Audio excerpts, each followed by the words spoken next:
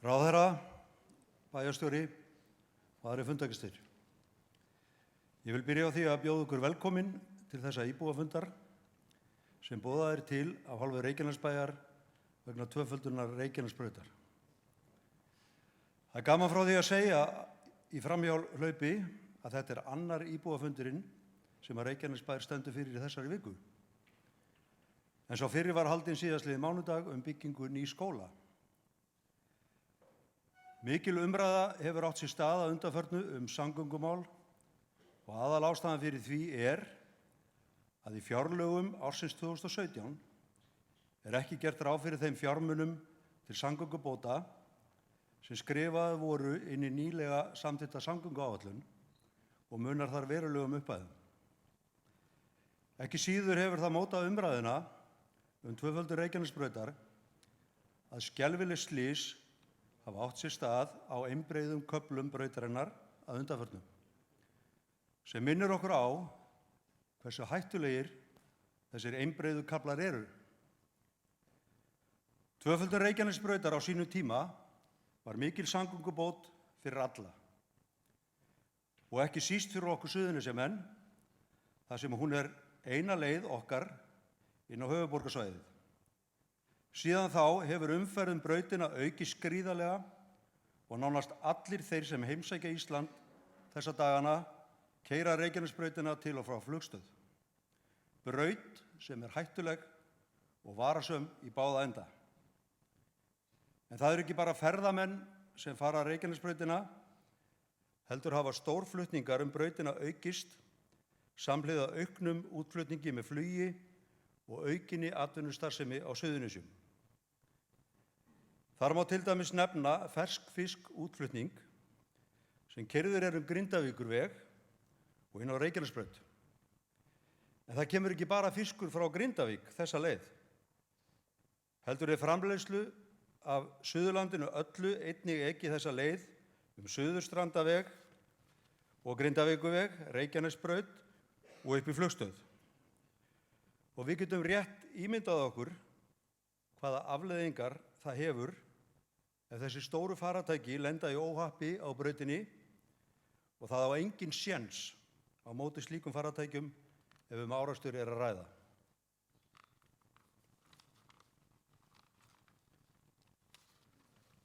Og þarna erum við ekki bara að tala vöruflutningabifreiðar, heldur einnig alla þá hópferðabíla sem keyra Reykjanesbrautina fullir af fólki. Margir hafa látið sig umferðaröryggismál á Íslandi varða og hér á Suðurnesjum hafa sprottið upp hópar sem hafa barist fyrir því að umferðaröryggi yrði bætt. Vil ég sérstaklega nefna 2 hópa af þessu tilefni, en þeir eru áhugahópur örugga Reykjanesbraut sem barðist ötullega fyrir því að Reykjanesbrautin yrði tvöfölduð á sínum tíma. Hinn hópurinn sem ég vil nefna er Stopp hingað og ekki lengra. Hópur sem stofnaði var á síðasta ári í kjölfar hörmulegs banaslys á einbreiðum kafla brautarinnar. Hópurinn telur í dag yfir 16.000 manns og hafa forsvarsmenn hópsins lagt sig alla fram við að þrýsta á að umferðaröryggi á Suðurnesjum verði aukið og lagfæringar verði gerðar á hættulegum köflum Reykjanesbrautarinnar. Vil ég þakka þessum aðilum sérstaklega fyrir þeirra framlag við að auka umferðaröryggi hér á svæðinu. Í pallborði sem haldið var á Iðnþingi nýverið kom margt merkilegt fram. Meðal annars hvernig slys og banaslys í umferðinni eru metin til fjár.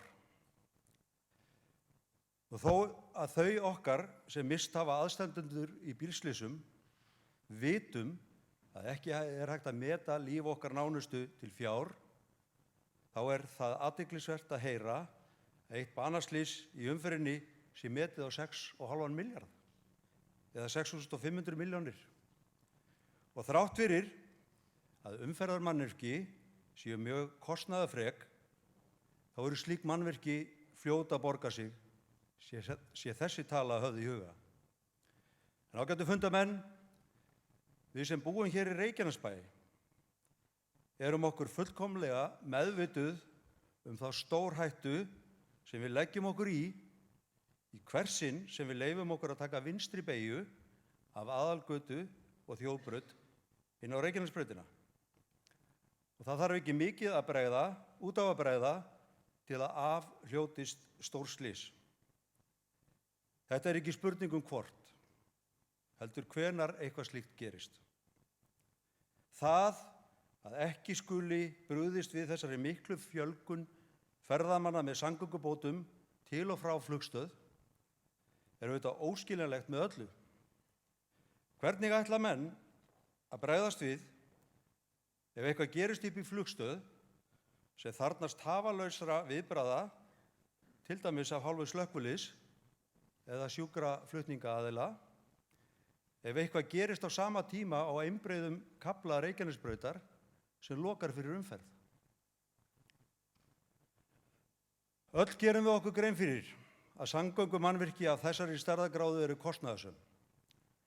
En við sem hér búum vitum það einnig að ríkið hefur selt mannvirki á varnarsvæðinu fyrir 18 milljarða króna. En hefur á sama tíma eytt það bil 7 milljörðum í rekstur Þróunarfélags Keflavíkurflugvallar. Eftir standa 11 milljarðar sem ríkið hefur haft í beinan hagnað af þessari sölu. Núverandi og fyrrverandi fjármálaráðherrar hafa ekki ljáð máls á því að skilja eitthvað eftir af þessum fjármunum hér á svæðinu. Reykjanesbær hefur alveg frá árinu 2006 þjónustað þá sem fluttu inn á varnarsvæði og í mörg ár voru útgjöld veruleg umfram tekjur. Ætla má að sá hagnaðarauki sem ríkið bjó sig til með sérlögum hafi numið nokkur 100 milljónum króna á kostnað Reykjanesbæjar á tímabilinu. Það er því ekki óeðlileg krafa af eitthvað af þessum hagnaði sem ríkið er að taka til sín af varnarsvæðinu farið í uppbyggingu hér og tvöföldun á þessum kafla Reykjanesbrautar ætti að henta ágætlega til þess að ráðstafa þessum fjármunum. Krafan tvöföldun Reykjanesbrautar getur hins vegar aldrei orðið flokkspólitísk, en hún er svo sannarlega pólitísk og snýst líf og limi tugþúsunda einstaklinga á hverjum einasta degi. Þess vegna hljótum við öll að geta sameinast þessa kröfu. Góðir fundamenn, leið og ég segi þennan fund settan, vil ég biðja Ólaf Helga Kjartansson, Íslandsmeistari í blóðgjöf, að taka við fundarstjórn og stýra fundinum til enda. Góðar stundir.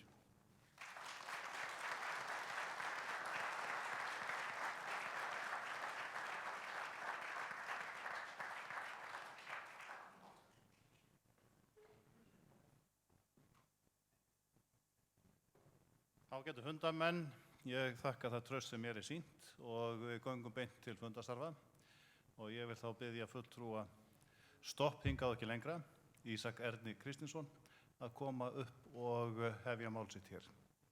Gjörðu svo vel, Ísak.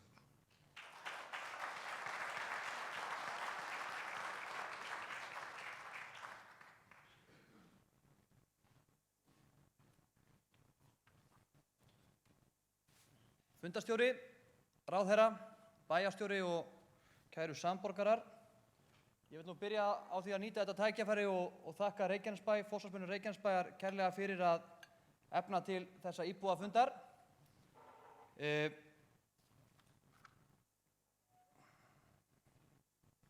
ætla að byrja á því að sýna ykkur þessa glæru hér, en hér segir að ekkert banaslys hafi orðið á tvöfalda veggaflanum frá því að við hófum að aka hann. Þessi frétt er af vef Víkurfrétta og hún er rúmlega ársgömul og þarna stendur 15 ár frá 1000 manna borgarafundi. Það er nú eitthvað færra hérna en ég hlakka nú til að vita hversu margir eru að fylgjast með á vefnum og eiga Víkurfrétti líka hróskilið fyrir að streyma þessu beint. Aðeins svona hvaðan við erum að koma, þessi frétt er síðan 2008, þarna er Kristján L. Möller, þáverandi samgönguráðherra, að klippa og borða áfanga sem þá að vera að ljúka við tvöföldun Reykjanesbrautar og við höfum ekki klippt á fleiri borða síðan. Við höfum ekki farið í framkvæmdir á Reykjanesbrautinni nema sveitarfélagið fór í framkvæmdir við Hringtorg út við Fitjar, en á sama tíma hefur viðhald verið að skornum skammti og menn hafa ákveðið að slökkva á öðrum hvorum ljósástur. 7. júlí, líkt og forseti bæjarstjórnar rakti hér áðan, stofnuðum við Guðbergur Reynisson þennan Facebook-hóp.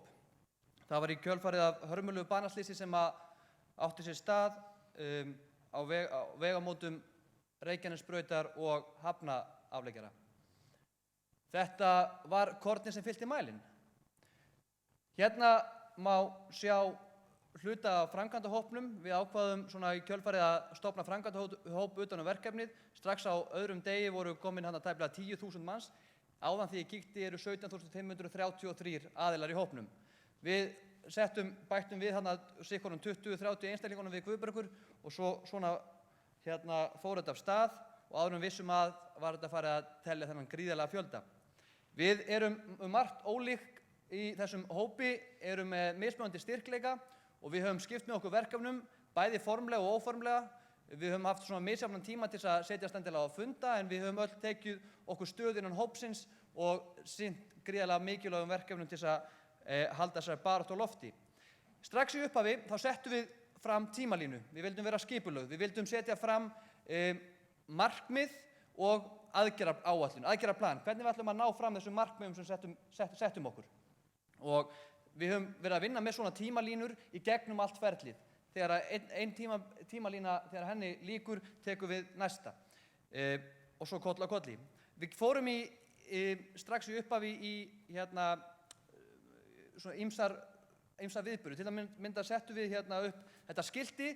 Það var auðvitað fúlasta alvara bak við þetta skilti, en það var líka svona ákveðið stönd hjá okkur til þess að fá umræðu og umfjöllun í fjölmiðlunum og í samfélaginu. Þarna segir mjög einföld skilaboð, varúð, banaslys hafa orðið á næstu 4 kílómetrum. Akið varlega. Árið 2000 lenti ég í bílslysi á Reykjanesbrautinni. Þar var ég í bíl með pabba mínum og sofnaði hann undir stýri og lentum við á bíl með öðrum hjónum. Ég kastaðist út úr bílstólnum og var eina sem lifði af. Stopp, hingað og ekki lengra.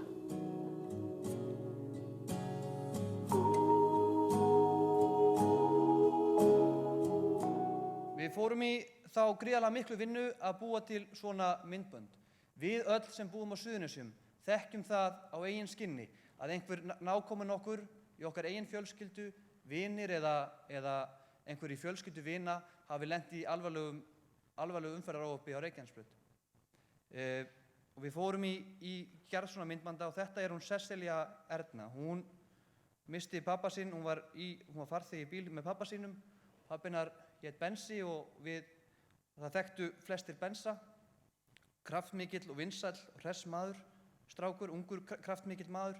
Og ef þið þekktu ekki Bensa, þá þekktu þeir bróður hans, Gunnar Odds knattspyrnumann, og hann var mikils metinn í Reykjanesbæ. En það sem var sorglegt við þetta til þennan slys, að það létust 3 einstaklingar, allir úr Reykjanesbæ. Og þetta var kornið sem fyllti mælinn á sínum tíma. Því miður þarf stundum þetta síðasta korn. En hvað hefur breyst síðan 2000? Við getum litið á þetta frá mörgum sjónarhornum. Hérna eitt sjónarhorn. Hérna sjáum við á grafi heildarfarþegafjölda sem fer í gegnum flugstöðina. Þetta þetta ekki heildarfarþegafjölda sem kemur út úr flugstöðinni í formi ferðamanna og víða ferðast, heldur þetta líka skiptifarþegar. En með auknum straumi ferðamanna, hvort sem þeir eru að fara bara yfir hafið að koma til landsins, þá þarf aukna þjónustu, aukin starfsmannafjölda. Við sjáum það, árið 2000 erum við með tæplega 15.000 ferðamenn sem fer gegnum stöðina. Á þessu ári reiknar Isavia með að fari 8,7 milljónir gegnum flugstöðina. 8,7 milljónir. Á sama tíma hafa íbúum á Suðurnesjum fjölgað gríðarlega og spár fyrir komandi ár eru skuggalegar. En við ákváðum strax að fara í að vinna þetta á málefnalegum grunni. Við ætlum ekki skæruharðnað, við ætlum að ræða við þá sem að ráða. Stjórnmálamennir sem eru í því vandasama verki að útdeila gæðum, að útdeila fjármunum, velja og hafna verkefni. Við fórum strax í það að ræða við þessa aðila. Hér erum við eftir fund með innanríkisráðherra og iðnaðar- og viðskiptaráðherra, Ragnheiði Elínu Árnadóttur og Ólöfu Nordal, og þær tóku afskaplega vel á móti okkur. Ólöf Nordal sýndi okkur mikinn áhuga og gerði allt sem í hennar valdi stóð til þess að vinna áfram veg okkar. Blessuð sé minning Ólafar. Við lögðum fyrir ráðherrann minnisblað, þetta er brot af minnisblaðinu þar sem við röktum aðeins söguna, hvaðan við erum að koma og hvernig við sjáum þetta fyrir okkur. Það kom mér svolítið á óvart og okkur í hópnum þegar við fórum að vinna í þessu máli, að sá hluti, pælið í þessu, sá hluti Reykjanesbrautar sem er ofan Reykjanesbæjar frá Fitjum upp á Flugstöð, hann var ekki einu svona langtíma samgönguáætlun. Hann var ekki einu sinni á langtíma samgönguáætlun. Þannig að, en vegkaflinn Hafnarfjarðarmegin var á langtíma samgönguáætlun og var á framkvæmdartíma árið 2018 og 2019. Mislæg gatnamót 2018 og 2019 var að ljúka tvöföldun. Þannig að við ákveðum gott og vel, þetta er á samgönguáætlun Hafnarfjarðarmegin, þannig að við ætlum þá að byrja á því að fókusera á það sem er hér Reykjanesbæjarmegin. Og við lögðum til að við færum strax í bráðabirgðaaðgerðir og myndum setja hringtorg á vegamót Reykjanesbrautar, Aðalgötu, Þjóðbrautar og tengja Hafnaveginn inn í stekk, inn í hringtorgi við Fitjar. Og hitt var það að koma þessum vegkafla inn á samgönguáætlun. Við vildum fá að vera með í röðinni. Við vorum ekki að biðja að fara fremst í röðina. Við sögðum, hey ráðherra, megum við vera með í röðinni? Eðlileg krafa. Finnst ykkur ekki? Ég held að. Á meðan vorum á fundinum þá fjarlægði Vegagerðin skiltið. 3 dögum eftir fund ráðherra kom Vegagerðin og lokaði fyrir vinstri beygju. Virkilega vel að verki staðið. Við áttum fallega stund með bifhjólamönnum og leigubílstjórum. Ráðherra kom og hitt okkur á slysstað og þetta var virkilega falleg athöfn og mikill samhugur í þeim sem mættu við þessa athöfn. Við hittum einnig alla þingmenn kjördæmisins og við boðuðum líka þá fulltrúa þeirra þingflokka sem ekki áttu þá þingmenn í kjördæminu og þá voru það Píratar og Vinstri grænir. Þeir núna báðu þessi þingflokkar eiga fulltrúa hér í kjördæminu. Píratar sáu sér ekki fært að koma en Svandís Svavarsdóttir kom fyrir hönd VG og áttu við mjög góðan fund þarna þar sem að skilaboðin voru mjög skýr eftir fundinn að þingmenn kjördæmisins, sem voru ekki bara þingmenn kjördæmisins, heldur líka höfðu þarna öfluga mannesku í fjárlaganefnd, við vorum með öflugan mann í samgöngunefnd, við vorum með ferðamálaráðherra og forsætisráðherra. Skilaboðin voru mjög skýr til fundinn. Þau ætlu að standa með okkur í þessu verkefni. Við áttum fund með samgöngunefnd þar sem við lögðum fyrir ítarlega greinargerð og okkur var gríðarlega vel tekið þar og í kjölfarið fóru menn að álykta. Allar bæjarstjórnir á Suðurnesjum ályktuðu með okkar málstað. Hérna er Reykjanes Geopark að álykta. Bæjaryfirvöld í Sandgerði vilja tvöföldun Reykjanesbæjar í forgang. Ekki verður búið við óbreytt ástand vegarins öllu lengur. Þetta segja Garðmenn, frábær bókun hjá Reykjanesbæ og þetta gaf okkur vigt. Þetta kom inn, við náðum þessu öllu inn á samgönguáætlun. En á þessum tíma að þá vorum við að detta í kosningar og eins og gerist sama hvaða flokkur er í stjórn og stjórnarandstöðu að þá fara menn rétt fyrir þinglok að mynda sér stöðu. Menn ákváðu þarna að ræða óeðlilega mikið samgönguáætlun til þess að mynda sér stöðu innan þingsins rétt fyrir kosningar við þinglok. Hér til dæmis var þrusu ræða hjá Páli Val, þáverandi þingmanni Bjartar framtíðar, það var ekki einn þingmaður í salnum. Hún var góðsamt. Þetta var mjög algengt. Við Guðbjörg sátum fastir að bíða eftir að þetta myndi klára svo þetta geti gengið til atkvæðagreiðslu. Þetta var mjög algengt. Það var eitthvað að ræða málin inn á skrifstofu forseta þingsins. Svo fór ég í viðtali á Víkurfréttum fyrir hönd hópsins að tala samstöðuna. Þarna var þetta komin á samgönguáætlun. Og það sýnir okkur í þessu máli núna og í kringum aldamót að þegar við á Suðurnesjum stöndum saman, ekki svo oft sem að það gerist, spurning hvort að Njarðvíkingar fara að halda mig Keflavík í körfunni núna, en þegar við stöndum saman að þá stoppar okkur ekkert, ekki neitt. Samgönguáætlun er samþykkt, ríkið leggir til 300 milljónir í bráðabirgðaaðgerðir, Reykjanesbær hefur samþykkt fjármuni fyrir sitt leyti innan úr bæjarráði og Isavia hefur líka ákveðið að taka þátt í þessum framkvæmdum, ef við skilum rétt. En á sama tíma voru á lendi þessu. Á sama tíma og við vorum að vinna ötullega að framgangi þessa máls, að þá þurfti fólk að láta lífið í umferðinni og þessum vegköflum sem við vorum að tala um. Við fengum svo viðurkenningu, hópurinn, 17.500 manna hópur, fekk viðurkenningu frá Víkurfirðinum sem menn ársins 2016. Þó að við 4 séum þarna á myndinni, þá erum við að taka á móti viðurkenningunni fyrir allan hópinn. Þarna, ég man mjög vel eftir þessu, við vorum ótrúlega stolt og glöð fyrir hönd hópsins, fór vel á með okkur og ritstjóra Víkurfrétta, það var mikið hlegið og gleði. Þegar ég kem heim, að þá er þetta fréttin. Sama dag. Ung stúlka lét lífið á Grindavíkurvegi. Sama dag. Svona er veruleikinn. Hann hittir mann, slær mann utanundi með ískaldri tusku.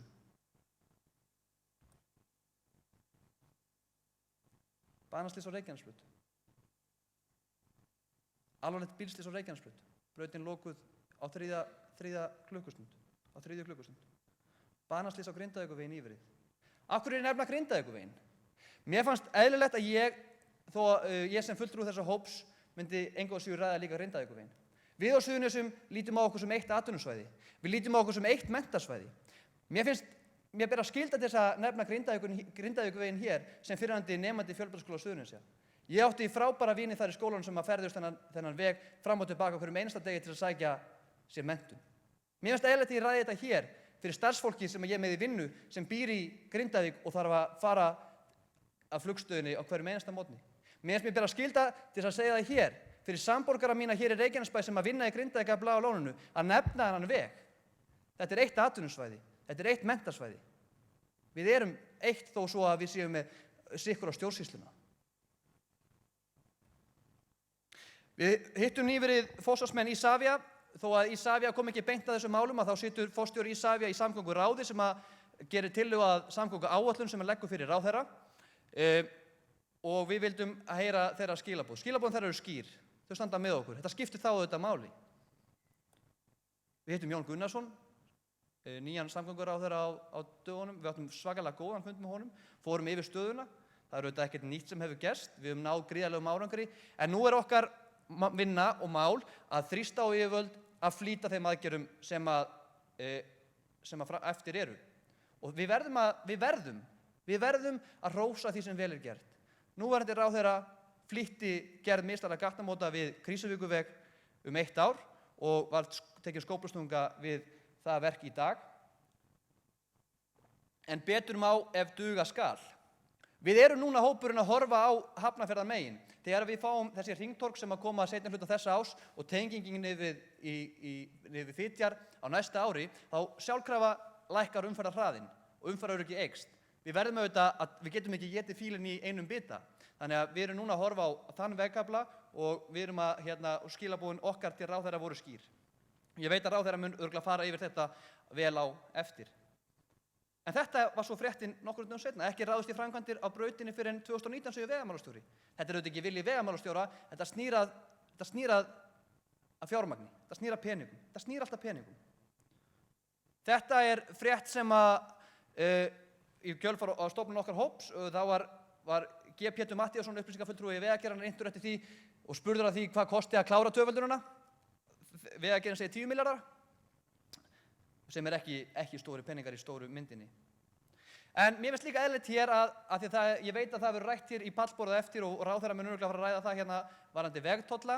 Mér langar að vera alveg skýr. Þetta er gamans, ég skal gefa ráðherra það eftir. Já, hérna frá 1970 fekk það hérna frá Kela safnara, Kela grallara sem er hérna í salnum. Þetta er hérna frá því að við vorum síðast með hérna innheimtu. Þetta er frá 1970. Ég get gefið ráðherra eitt mið á eftir. En það er ekki, við sem erum í stoppofnum erum áhugamenn bættar samgöngur í okkar næru umhverfi. Við erum ekki að segja hvernig eigi að fjármagna það. Það er ekki okkar mál. Við getum öll haft persónulega skoðunar af því hvort að vegtollar eða veggjöld séu málið eða ekki, með eða móti. Við getum líka haft persónulega skoðunar af því hvort að Isavia er komið uppbyggingu þessa samgöngumannvirkis. Við getum líka haft skoðunar af því sem einstaklingar hvort að fjármunir sem hafa orðið til við sölu eigna á varnarliðssvæðinu eiga að nýtast til uppbyggingar á þessum vegkafla. En það er ekki okkar sem hóps að benda á það. Okkar sem hóps er að benda á hér þarf að gera betur. Og það er það sem við erum að gera. ekkert banaslys á Reykjanesbraut frá tvöföldun. Ekkert. Og ég vil svona að lokum skilja eftir eina spurningu til ráðherra. Spurning mín er þessi. Er búið að hanna tvöföldun Reykjanesbrautar frá Fitjum upp á flugstöð? Ef ekki, hvenær hyggst ráðherra fara í að láta framkvæma þá hönnun? Af hverju spyr ég að því? Fyrirstaðan núna eru fjármunir og fjármagn. Okay? Þegar við erum búin að tryggja fjármun og fjármagn, ætlum við þá að fara að bíða eftir því að þegar búið er að hanna. Setjum fókusinn strax á það að hanna. Við erum undirbúin, við erum búin að skipuleggja, sveitarfélagið, sveitarstjórnirnar. Við erum tilbúin þegar fjármunirnir eru til staðar. 5 banaslys á 7 mánuðum. 5 banaslys á 7 mánuðum. Takk fyrir.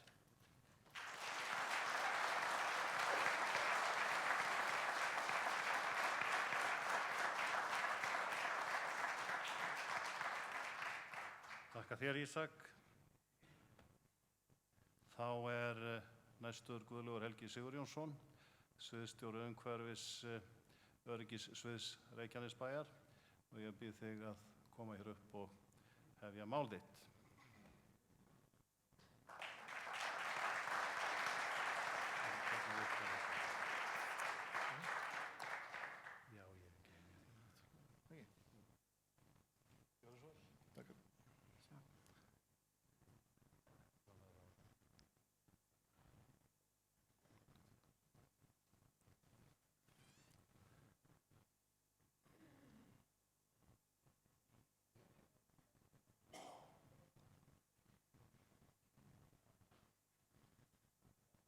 Að marka þessa tæknimenn, það var búið að segja mér að þetta væri einfalt.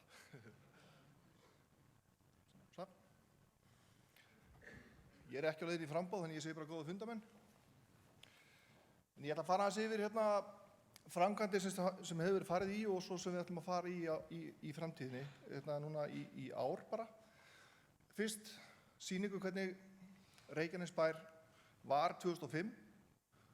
Þá var bærinn eða byggðin bara með sjávarsíðunni.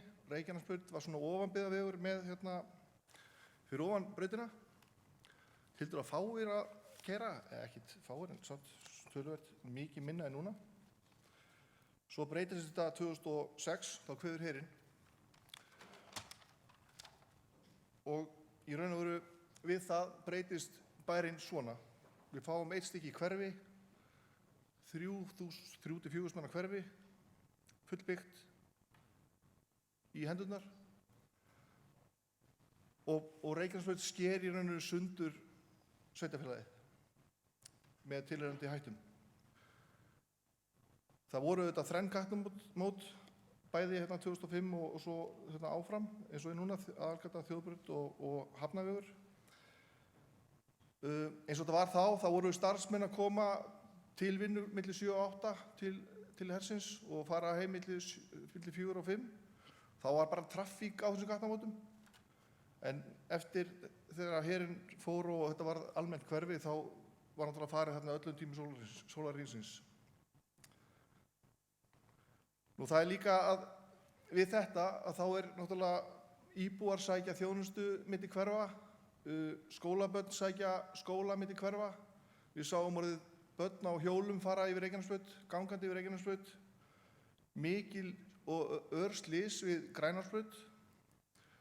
2008 og 2009 var bara nánast, það var ótrúlega mörg slys sem að urðu á þessum kafla. Þrátt að þessi gatnamót hefði verið í notkun, þá urðu þau bara einhvern veginn fleiri og meiri. Það er búið að gera töluvert. Ég er búinn að vera í þessu starfi frá 2008 og hefur nánast verið á hverju einasta ári með eitthvað verkefni í höndunum með Vegagerðinni. Verið að ýta mikið á framkvæmdir. 2010 fáum við hringtorg og undirgöngu undir Grænarsbraut, við Grænarsbraut. Það var mikið þörf á því. 2012 þá lagfærum við aðeins gatnamótið við Stekk, setjum fráreina vasa þannig að menn sáu frekar ef að menn voru að fara út af Reykjanesbrautinni, minni hætta, en það var samt stórhættuleg gatnamót. 2014 hraðendingin niður í 70 semst á þessum kafla frá Fitjum og til upp í Flugstöð í raun. Nú við fáum nýtt hringtorg 2014-15 við Stekk, við Fitjar. Og svo vorum við núna að klára undirgöng undir Reykjanesbraut við Hafnaveg. Íbúar Ásbrú að sækja mikið þjónustu við Fitjar og við sáum oft börn og fullorðna með innkaupapoka á Reykjanesbraut. Nú, ég setti upp eina glæru sem sýnir hvaða framkvæmdir við erum að fara í sem er búið að nefna hérna áður. Við stefnum á að fara í hringtorg við Aðalgötu og Þjóðbraut á þessu ári og það er í hönnun og verður klárt verður farið í sumar. Svo sjáum við hérna í horninu niðri að það er hafnavegurinn tengdur inn á Stekk eða Fitjar og þá erum við búin að loka öllum þessum gatnamótum sem eru á Reykjanesbraut með hringtorgum eða öðrum slöfum. Nú, svo segjum við þetta 2025, ég vona auðvitað að það komi fyrr, en við setjum upp planið að 2025 komi tvöföldun, það komi hringtorgi núna á Aðalgötu verði hannað tvöfalt og við munum gera ráð fyrir því alla leið. Það komi mislæg gatnamót norðan við Grænarsbraut. Þetta er allt saman samkvæmt aðalskipulagi, þannig að það er ekkert sem að stoppar skipulagslega sig í þessu máli. Nú, þegar að þessi tvöföldun kemur, þá hverfa þessi hringtorg við Grænás, við Þjóðbraut og við Stekk. Við ætlum að reyna að halda hringtorginu við Aðalgötuna áfram. Og þá kann fólk að spyrja, af hverju ekki að bíða? Af hverju eru að henda pening í hringtorg ef við erum að fara að fá tvöföldun? Og það er eiginlega bara það, við getum ekkert beðið. Við verðum að klára þessi gatnamót. Þetta eru stórhættuleg gatnamót, öll sem eitt. Þessi punktar hérna sýna bara slys. Þetta eru bara hrein tæki og tól frá Samgöngustofu. Ég er ekki að búa til neitt með þessu. Þetta er bara beint af netinu frá Samgöngustofu. Og þetta eru bara misljót slys. Bláu punktarnir eru óhopp án meiðsla. Gulu eru slys með meiðslum. Grænu eru alvarleg meiðsli. Og rauður eru dauðaslys.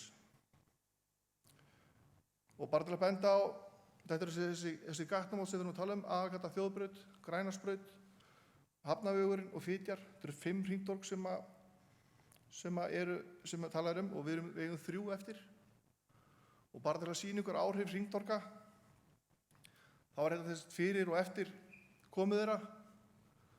Þið sjáu hvað þetta eru svakalega mikla breytingar. Þó þetta styttri tími frá hringtorgi kom, þá er þetta samt bara til að sýna ykkur hér við Fitjar. Og ég get alveg lofa ykkur því að ég held örugglega að þessi 3 punktar sem eru núna, sem við hafa verið gerðir eftir að hringtorgi kom, það er eftir að túristinn fór yfir hringtorgi með að því að Navigation sagði ekki að veri hringtorgi á bílinn í honum. Þannig að það er bara svoleiðis. Ég held að sé, er ekki skúli? Já, ég held að sé alveg rétt mér. En þetta sýnir bara að hringtorgin virka. Þau eru fínt flæði í þeim. Það hægir á umferð, fínt flæði og miklu meira öryggi. En auðvitað er tvöföldun og mislæg gatnamót það besta, en ég er alveg til í það næst besta. Svo ef við höldum áfram með þessa slysakorta sýn hjá Samgöngustofu, þá sýnir þetta bara að þessi punktar, græni punktar, er alveg ótrúlega margir á þessum kafla, frá Fitjum og upp í Rósarselstorg. Það er með ólíkindum hvað eru margir grænir punktar sem þýðir bara alvarleg slys, svo ég tala ekki um dauðaslýsin. Og til að vera sanngjarn þá þessi dauðaslýs ekkert alltaf út af vegakerfi, það er alls ekki. Það frekar kannski grænir punktarnir sem eru þannig, en þetta er ótrúlega mikill fjöldi, þetta er bara frá 2006. Allir þessi punktar. Ef við förum aðeins yfir í framkvæmdir í sumar, þá er þessi 2 hringtorg sem við vorum að tala um, við Aðalgötu og Þjóðbraut. Og við græðum svolítið að því að við höfum nægt pláss, eins og því sýningur hérna. Við erum að hanna torgið þannig að við förum til vesturs, þá sleppum við bæði við lagnir og við getum unnið töluvert í hringtorgunum á þess að loka eða búa til hliðavegi á bráðabirgðavegi. Það sparar okkur líklega einhverjar 40 milljónir að sleppa við bráðabirgðavegi við þessi hringtorg og líklega aðra 40 milljónir að sleppa við að færa vatnslagnir sem við höfum þurft að gera tvisvar út af undirgöngum. En þarna þá þjóðbrautin sem við tökum eins. Við settum upp í ganni, við munum fara í þetta suman á þess að þetta loka, auðvitað verður aldrei Reykjanesbrautin lokað, en við reynum að búa þetta til þannig að við getum unnið til dæmis í þessum óranslit, þeim getum við unnið í án þess að loka brautinni alveg. Svo þetta bara unnið þannig að við munum taka kafla og kafla. Það verða tregðar, eitthvað tregðun á umferð, en aldrei lokun og aldrei munum við alveg loka fyrir bæði hringtorgin. Það verður alltaf annar leggurinn í lagi. Og þetta þá í lokin, þá er bara yfirborðsfrágangur eftir. Nú, gögnin verða klári í apríl á báðum þessu göngum, boðið út strax í apríl og væntanlega hefst vinna þarna í júní. Við ætlum að ljúka þessu fyrir 1. september og þá verður einhver yfirborðsfrágangur eftir. Við munum leggja til að hraðinn verði tekið niður í 50 km hraða við hringtorgin. Það eru 600-700 metrar á milli hringtorga. Þannig að við munum ekki halda hraðann niður alla leið en hann fer þá upp í 70 á milli og einhverjar takmarkanir verða á vinstri umferð. Og við munum væntanlega þurfa að loka öðrum leggnum í einu í einhver tíma en aldrei báðum. Það var ekki meira mér, ég er með mail í hjá mér ef það er eitthvað ábendingar eða fyrirspurnir, en svo verð ég í pallborða eftir ef það er eitthvað sérstakt. Takk fyrir.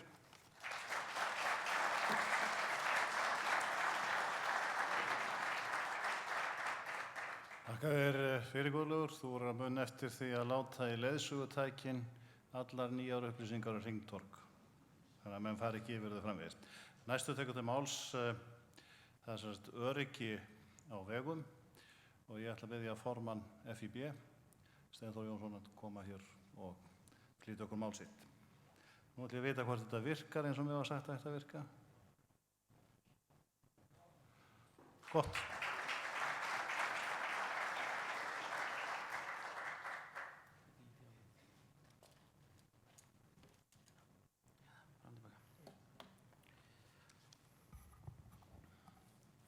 Já, ráðherra, bæjarstjóri, góðu fundamenn. Ég vil byrja á að þakka fundarbjóðendum í Reykjanesbæ fyrir að fá að koma á þennan fund og fá tækifæri til að kynna Eurorapp sem er framlag Félag íslenskra bifreiðeigenda til umferðaröryggis. Ég vil líka þakka fulltrúum stopphópsins fyrir þann kraft sem sá hópur hefur lagt til umræðunnar undanfarið og við heyrðum gott dæmi það hjá Ísaki hérna áðan. En það eru 16 ár og 2 mánuðir síðan ég stóð hér með 1000 manns fyrir framan mig ásamt ráðamönnum þjóðarinnar til að ræða tvöföldu Reykjanesbraut. Og hér erum við komin aftur til að ræða sama málefni til að klára málið. En sem formaður Félags íslenskra bifreiðeigenda þá vil ég lesa hér fyrstu setningu í lögum félagsins.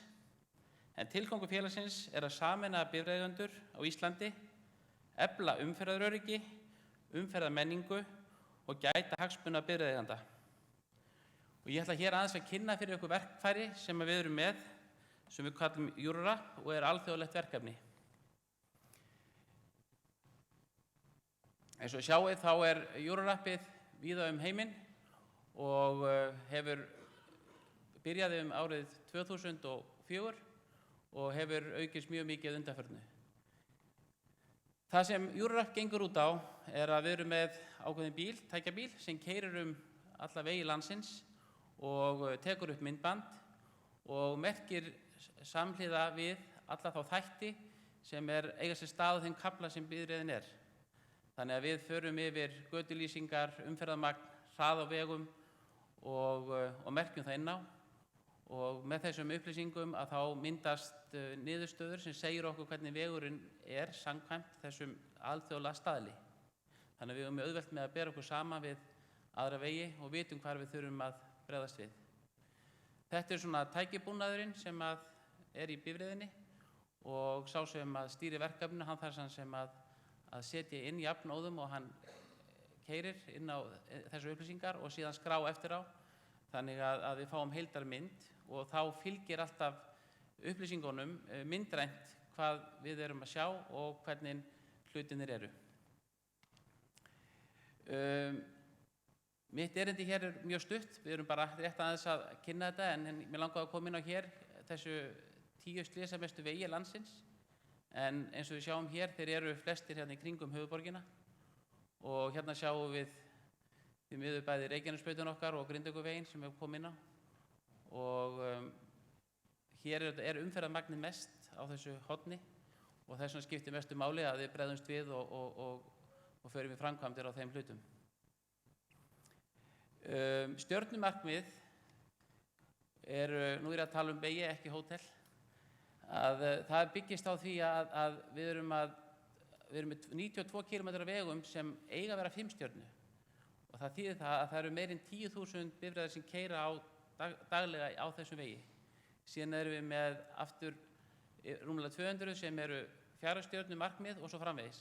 Því það er ekki ætlast til að vegur sem er með litla umferð, sveitavegur, við getum kallað það, sé 5 stjörnu vegur. Þannig að samtals erum við að tala um 389 km sem flokkast undir 3, 4 og 5 stjörnu. En ég vil samt taka fram að Eurorappið að við erum búin að taka alla vegi landsins og þegar við munum klára verkefni núna eftir 2 mánuði rúmlega, að þá erum við með fyrstu löndum í heiminum til að klára allt vegakerfi. Og það er mjög gaman að því að geta gert það. En ég vildi endilega fá tækifæri hér í ljósi fundarins að koma aðeins með komin á Reykjanesbrautina. Hérna sjáum við helstu aðkomuleiðir höfuðborgarsvæðisins og hér er svona áberandi gulur litur í kring og það þýðir svona meðaltalvegarins 3 stjörnu sem við erum að fá hérna í kringum höfuðborgina. Reykjanesbrautin, hún er hér sýnd myndrænt og við sjáum hérna á efri myndinni að við erum að fá 3 stjörnu veg, en á neðri myndinni sem er leiðin til Reykjavíkur, sama Reykjanesbrautin, erum við að tala um að hluti hennar er 4 stjörnu, smákafli 5 km af 5 stjörnu og svo annar kafli 4 stjörnu. Og þá er ég ítrekka, ég er eingöngu að horfa núna á tvöföldunina. Það sem er ekki tvöfaldað er 2 stjörnur og jafnvel minna. En ástæðan fyrir þessu, og það er kannski til að útskýra hvað er mikilvægt fyrir okkur að átta okkur á hvað þarf að gera, er að á leiðinni frá Reykjavík að þá erum við með ljósastöruna sem ég veit að mun örugglega koma fram í umræðunni á eftir.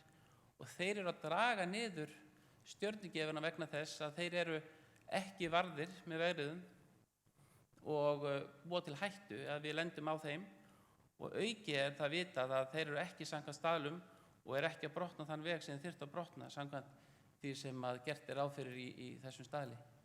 Þannig hérna sjáum við að það er öruggara að fara til Reykjavíkur heldur en að koma tilbaka.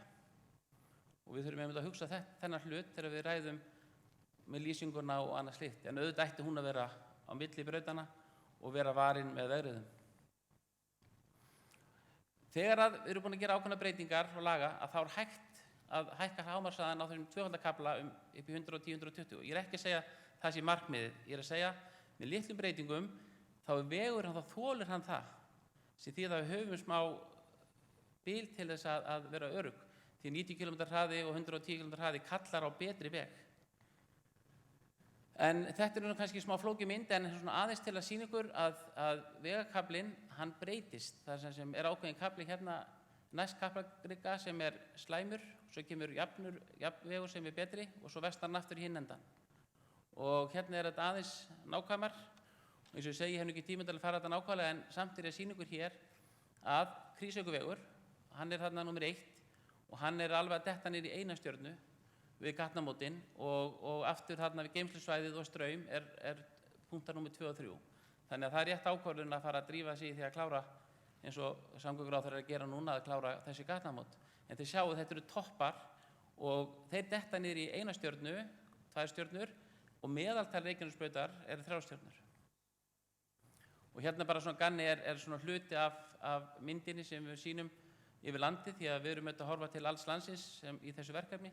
Og hér sjáum við að kaflarnir koma, rauður 2 stjörnur, svartir 1 stjarna og gul 3 stjörnu og við sjáum ekki einu svona í græna litin sem er 5 stjörnur.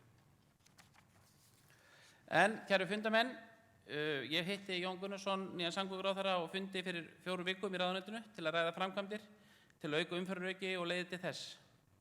Og þar á meðal ræddum við fjármögnun og hugsanlega vegtolla. Og við Jón vil ég segja þetta, Það þarf hugrekki til að þora að leita leiða til að auka fjármagn til samgöngubóta og það þarf hugrekki til að nefna nýja leiðir svo sem vegtolla sem fyrirfram er vitað að meirihluti almennings hefur verið á móti og mitt neytendafélag þar á meðal. En þú, Jón, mátt vera viss að við í stjórn Félag íslenskra bifreiðeigenda sem gætum hagsmuna 60.000 meðlim okkar munum hlusta, við munum taka þátt með þér og við munum finna leiðir. Við höfum líka hugrekki til þess því við einfaldlega verðum að bregðast við, finnum leiðir og klára þetta saman. Og við fundamenn vil ég segja, við erum öll hér í sama báti, eða mættum frekar orða það sama bíl. Hvort sem við erum hér til að flytja erindi, erum íbúar svæðisins eða ráðamenn þjóðarinnar, þá keyrum við öll og fjölskyldur okkar Reykjanesbrautina. Þess vegna skulum við öll berja saman við að klára tvöfaldan Reykjanesbrautar og aðra þær framkvæmdir þar sem öryggi vegfarenda ábótavant. Líf okkar eigin fjölskylda þar í húfi. Það gaman að vita til þess að hér stór hópur sem stendur á bakvið, það var nefnt áðan 17.000 manns, sem hér eru að fylgjast með bæði á netinu og í beinni útsendingu og fyrir utan þá sem hér eru komnir. Og ég vil segja við ykkur, það eru þið eins sem geti komið þessu til leiðar. Ég tala þar reynslu, við vorum áhugahópur, en við vorum með hópinn, borgarafundin árið 2000, sem okkar kraft og styrk í því að klára brautina. Þannig að það eru íbúarnir, það eru við vegfarendurnir sem getum látið þetta gerast. Hér hafa allir lýst vilja, stopphópurinn, ráðherra og fleiri, til að vera verkfærin ykkar og vilja fara í framkvæmdir, annars væri ekki verið að sækja fjármagn. Og við skulum standa saman og láta hlutina gera, klárum tvöföldunina saman. Takk fyrir.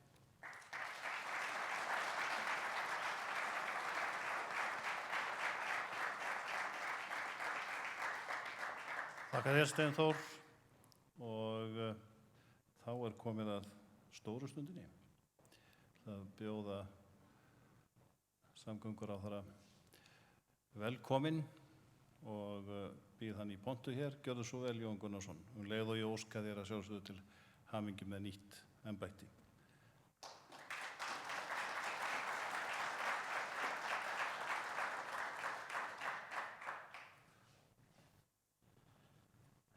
Þakka þér fyrir, góðir fundamenn, og þakka ykkur fyrir að bjóða mér á þennan fund hérna með ykkur í kvöld.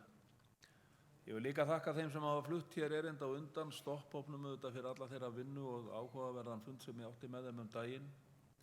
Málefnalegan, eins formanni FIB og góðan fund sem við áttum saman, og ég vona að hann sé komið með erindi frá okkur núna þar sem við erum að stofna samráðshóp vegna þeirra vinnu sem í gangi í ráðuneytinu um aukið kraft í vegaframkvæmdir. Ætlum að kalla til samráðs þar sveitarfélögin, FIB og fleiri aðila. En ég keyrði Reykjanesbrautina, náttúrulega hérna Suðureyri núna, en ég keyrði hana líka í bæinn í gærmorgun þegar ég var að koma frá Bandaríkjunum. Þar hafði ég þá keyrt áður en ég fór í flug í 3 tíma ofan úr New York fylki eftir 5 stjörnu vegi. Og það nú þannig þegar maður komin í svona starf eins og ég hef tekið það með núna, að þá maður farin að líta betur í kringu sig og hugsa aðeins dýpra. Og það var mjög sláandi að fara með þann þangagang af vegakerfinu þarna úti og koma svo og keyra Reykjanesbrautina hér í bæinn. Ekki bara auðvitað stærðin og fjöldi akreina og allt þetta, heldur kannski hitt sem að skiptir meira máli, merkingar, frágangur, aðvaranir, allt þetta sem að kannski hvað besta forvörnin gagnvart slysum. Ég held að sé verulega mikilvægt fyrir okkur að taka okkur tak þarna og allt ber þetta þess merki að hver naumt hefur verið skammtað á undanförnum árum og það kannski skiljanlegt í ljósi erfiðra aðstæðna sem gengur við okkar samfélag. Að sama skapi að þá eðlilegt að fólk sem hefur miklar væntingar núna þegar að vel farið að ganga. Við finnum það öll að það gengur miklu betur, við sjáum það að það verið að taka á meiri myndarskap. Ferðaþjónustan hefur dregið efnahagsbatan og stoðir íslensks samfélags hafa styrkst og afkoman hefur batnað og við getum gert miklu meira núna og þá finnst öllum röðin komin að sér, eðlilega, en það í mörg horn að líta. Og í fyrra, milli áranna 2016 og 2017, þá jukum við útgjöld ríkissjóðs rúmlega 50 milljarða, kringum 52 milljarða. Það miklu meiri aukning í útgjöldum ríkissjóðs á milli ára heldur en nokkru sinni hefur verið áður og ég þora að fullyrða að verði nokkru sinni á næstu árum aftur.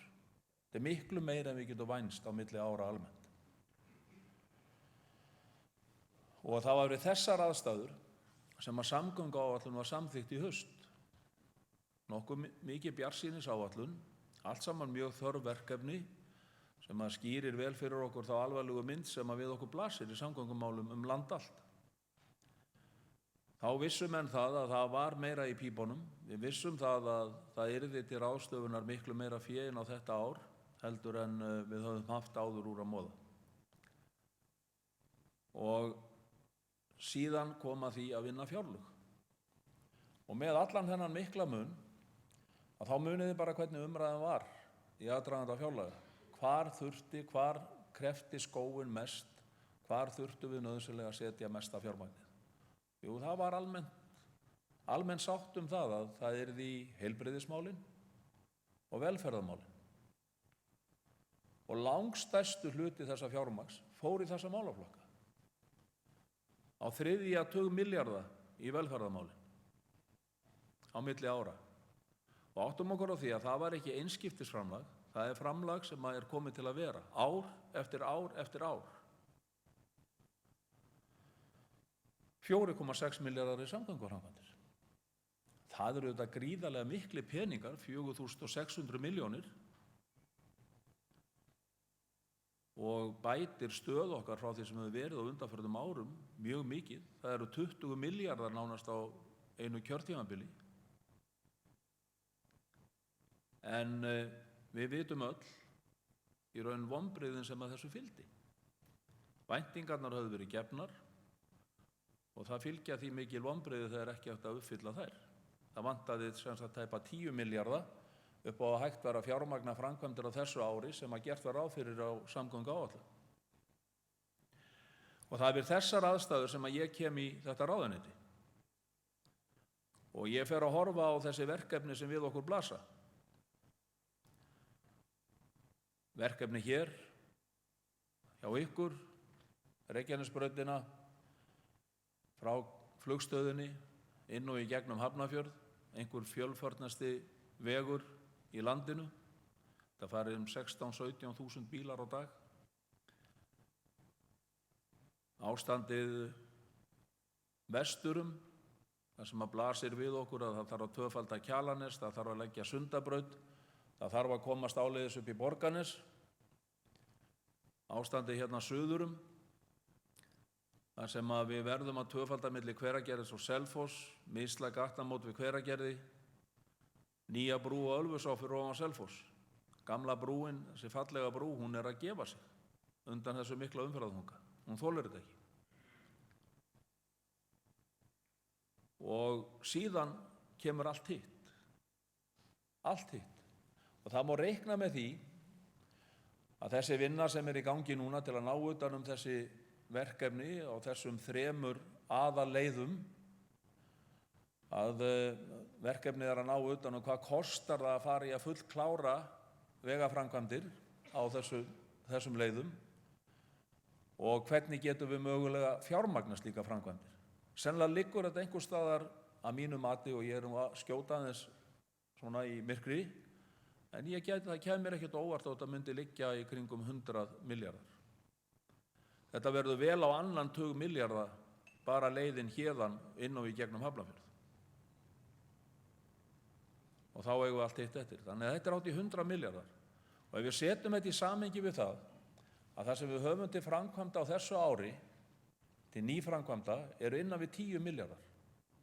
Við urðum að setja verulega aukningu í aukið viðhald og það kemur inn á þessar merkingar og þetta sem ég var að horfa á en minnast hér áðan var munurinn á því sem maður sá úti og hér. Við jukum 40% framlag til viðhalds á þessu ári og þess mun sjá stað allstaðar á landinu. Hluta því verðum við sjá á Grindavíkurvegi og hér allt í bættum merkingum og svona viðhaldi og þjónustu. En við jukum framlagið þar úr 5,8 milljörðum í 8,1 milljarð.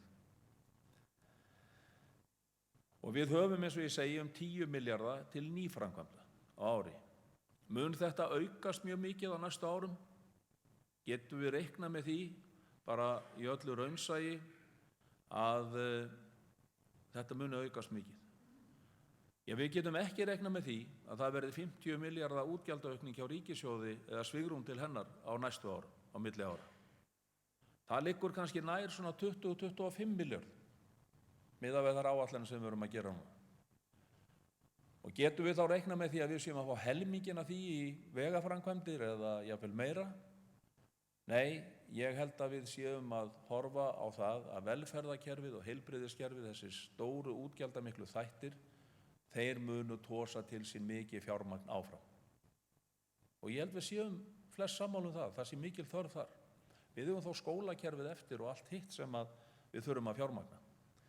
Þannig að án einhverja frekari gjaldtöku, án einhverja frekari skatta, að þá verður þetta bara með þessum hætti.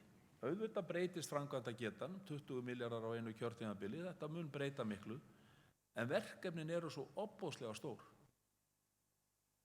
Ég fór yfir það áðan að bara á þessum svæðum sem við erum að skoða sérstaklega núna í ráðuneytinu eru þetta kannski einhvers staðar nálægt 100 milljörðum.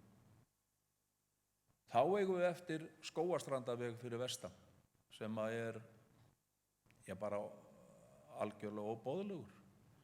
Fullnaðarfrágangur á honum er 6 milljarðar. Teigsskógur sem tengir á sunnanverða Vestfirði og kemst vonandi framkvæmdaleyfi á þessu ári fyrir, hann er aðrir 6 milljarðar. Þarna er orðið verulega mikil aukning í öllu atvinnulífi, mikill uppgangur í fiskeldi, það slátra 10.000 tonnum sem allt er flutt með flutningabílum á síðasta ári og ég held að þar næsta ári reikni menn með að þetta getur 20.000 tonn. Algjörlega óboðlegir vegakaflar. Dynjandisheiðin sem er eiginlega órjúfanlegur hluti Dýrafjarðarganga má reikna með svona 3 milljörðum. Dettifossvegur fyrir norðan. Hann er svona 2 milljarðar í að klára hann. Berufjarðarbotn, hann er svona 1,5 milljarður.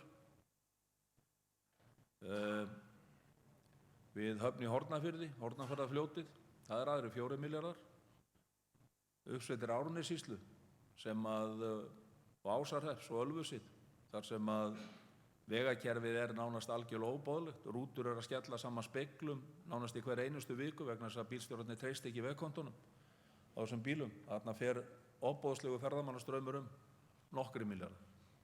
Þetta eru verkefni sem við okkur blasa og það er við þessar aðstæður sem ég varpa fram þeirri hugmynd að við verðum að opna hugann. Við verðum að nálgast verkefni á raunsæjan hátt. Við getum nefnt alls konar leiðir í því sambandi, eins og það sé ekkert óeðlilegt að salan hér á flugvallarsvæðinu og eignum að hún renni í þessar framkvæmdir. Eða þá að aðflutningsgjöld af bílum renni í vegaframkvæmdir. En þetta er jú bara ein stór kaka sem við erum að glíma, þar sem við erum að skipta samafla fé okkar, skattféun okkar. Svigrúmið hefur aukist gríðarlega mikið og aðalatriðið eru þetta að stækka þessa köku, þannig að það verði ennþá meira til ráðstöfunar á næstu árum heldur en er í dag. Og það er að sjálfsögðu markmið okkar að skapa atvinnulífi þær aðstæður að það vaxi og dafni enn frekar og við skjótum enn frekar sterkari stoðum undir samfélagið. En það er ekki mikill vilji til þess að fara í einhverjar almennar skattahækkanir. Og ef við förum að taka peninga einhvers staðar úr þessari köku og setja í vegamálin, já þá þurfum við að svara því hvaðan við eigum að taka það. Það þýðir ekkert að loka bókinu og segja við viljum fá þetta þarna og svo ekki söguna meir. Þannig að Þessi vinna er í gangi og við munum koma fram með niðurstöðu úr henni á vordögum. Ég vil vinna þetta hratt. Ég þoli ekki að hlutir gangi alltaf hægt fyrir sig. Og ég vil þess vegna fá niðurstöðu í það hvort við getum náð fram sátt einhverja svona leið. Ég er þess alveg meðvitaður að það muni fylgja því gagnrýni að hefja gjaldtöku frekar heldur en í dag. En gjaldtakan til staðar auðvitað í Hvalfjarðargöngum og búin að vera í 18 ár. Og hún hefur gefist mjög vel. Göngin verða sem sagt greidd upp á næsta ári og verða orðin eign þjóðarinnar á 19 árum. Það nokkru fyrir heldur en áætlað var. Þrátt fyrir það hefur einskiptisgjaldið verið 1.000 krónur síðastliðin 18 ár. Það var aldrei hækkað. Það ætti að vera 2.300 krónur miðað við verðlag þegar það var lagt á. Og í mínum huga, aftur á móti, þeir sem fara oft göngin, þeir borga 280 krónur fyrir ferðina. Og það grundvallaratriði í mínum huga. Og umræðan finnst mér að ef við getum unnið okkur í eitthvað sátt í þessu, það hvernig getum við hagað þessari gjaldtöku þannig að hún sé ekki á íþyngjandi fyrir borgarana. Já, ef við getum aukið ferðahraða og stytt sem sagt ferðatíman 10-15 mínútur, þá erum við kannski að spara illlítir í eldsneyti. Þá erum við komin langleiðina með þetta gjald. Þá eigum við eftir að reikna þess virði sem tíminn sem sparast við þetta.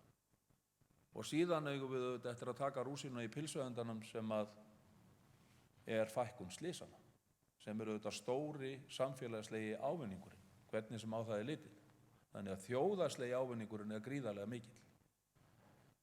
Það á þessum forsendum sem ég finnst þurfa að nálgast þetta og þá hafa menn eðlilega spurt mig, en allt í lagi, ef við hugsum einhverja svona lausnir og leiðir hér á þessum svæðum, næst höfuðborginni, af hverju þá ekki fyrir norðan? Af hverju ekki fyrir vestan og austan? Mér finnst það mjög eðlileg spurning og ég segi bara já, af hverju ekki? Og ég hef verið á fundum núna nokkuð víða landið og í Vík í Mýrdal til að mynda, þar vilja þeir fá veginn flutta niður á sjó og stutt göngi gegnum Reynisfjall og þeir segja bara ef það hægt að hraða þessari framkvæmd, þá viljum við borga veggjöld. Á Seyðisfirði komu þau til mín daginn og sögðu, ef það verður hægt að fara fyrr í Fjarðarheiðargöng, þá erum við tilbúin að borga veggjöld. Sama saga var á fundi hjá mér á Siglufirði daginn. Þar stóðu menn upp og segðu, við viljum bara byrja að borga hér, því að við viljum, það þarf að laga Múlagöngin í framtíðinni og við viljum fá hérna göng sem að losa okkur við hennar Siglufjarðarveg, sem kannski var nú rótin að því að undirritað var gerður á samgönguráðherra því að hann velti nú bílnum sinna þar á jóladag. En það fór betur en á horfðist. En þannig að þetta nú umræðan víða. Ég fékk skeyti núna í vikunni frá fólki norður í landi, hóp, svona ekki kannski ólíkum stopphópnum sem hefur með að gera svona vegaumbætur á Norðurlandi og þau óskuðu þetta fundi þar hvort þau getur fengið fund til að ræða það að vera hægt að fara í að hraða frágangi og lúkningu Dettifossvegar gegn því að taka gjaldtöku þar. Við þurfum að gera okkur grein fyrir þessari mynd sem við okkur blasir og hver geta okkar og við verðum að vera minnug þess að við erum öll í sama bíl eins og Steinþór orðaði það svo ágætlega hér áðan. Það skiptir ekki máli hvort við búum á höfuðborgarsvæðinu eða á Raufarhöfn í þessu tilliti. Við erum öll saman í þessu. Þetta sameiginlegt átak okkar og það vill stundum gleymast í þeirri umræðu að við erum mjög fámenn þjóð í mjög stóru landi. Við erum 340.000 manns að leggja vegakerfi land sem 3 sinnum stærra heldur en Danmörk þar sem 6 milljónir manna búa og byggja vegakerfi fyrir það land. Og öll þessi aukningi ferðamannastraumi til landsins sem við viljum greiða leið þetta rót vandans og markmiðið með þessum hugmyndum, ef þær geta orðið að veruleika, þetta að ná til þess að láta þennan hóp taka sem mestan þátt í þessari uppbyggingu með okkur. Af hverju má ekki einskiptisgjaldið vera 1.800 krónur eða 2.000 krónur? Og bílaleigubílar verða alltaf að borga fullt gjald. Svo vil ég segja við sveitarfélög á þessum svæðum í kringum höfuðborgina, að það felast auðvitað eins og þið vitið gríðarlega mikil tækifæri í því að efla og tryggja samgöngur til og frá höfuðborgarsvæðinu. Við sjáum bara nú í dag með hvernig eftirspurnin að aukast í öllum byggðarlögum. Akranes var að setja stórt lóðaskipulag á markað, Hveragerði, Þorlákshöfn að auglýsa í sjónvarpi. Þið vitið alveg hver staðan orðin hér á þessu svæði. Þetta eru þetta gríðarleg sóknarfæri sem í þessu fólkin til að laða til sín ungt fólk. Það sem að íbúðaverð að verða allt og hátt og fasteignamarkaðurinn eiginlega hálfruglaður á höfuðborgarsvæðinu eins og staðan og það ljóst að það mun taka langan tíma að vinna úr því. Þannig að það eru sóknarfæri í því ef okkur tekst að stíga alvöru skref inn í framtíðina. Ég ætla ekki að fara, ég get alveg sagt ykkur það, ég ætla ekki að fara í einhvern stóran pólitískan slag út af þessu máli. En ég ætla að leggja gögnin á borðið. Ég ætla að óska til málefnalegur umræðu. Og mér finnst umræðan hafa þroskast á þessum vikum sem veru liðnar frá því að við settum þessa vinnu í gang. Ég ítreka það að engar tillögur hafa verið mótaðar, en við erum á þessari vegferð. Við höfum markmið á þeirri vegferð, hvort við náum því verður bara að koma í ljós. Ég þakka ykkur fyrir góðan fund og hlakka til að taka á móti spurningum hér á eftir.